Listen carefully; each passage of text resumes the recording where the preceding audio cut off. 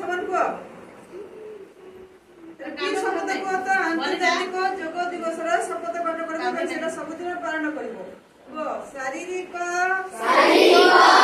मानसिक एवं आध्यात्मिक सुस्थता पाई योगर उपयोगिता विषय जानी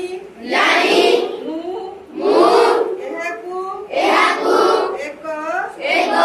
दैनंदिन अभ्यास भावरे ग्रहण करिबाकू प्रतिज्ञा करूची योगासन प्राणायाम ध्यान किंबा एकाग्र चित्त मु प्रत्येक दिन योग करिबा पाई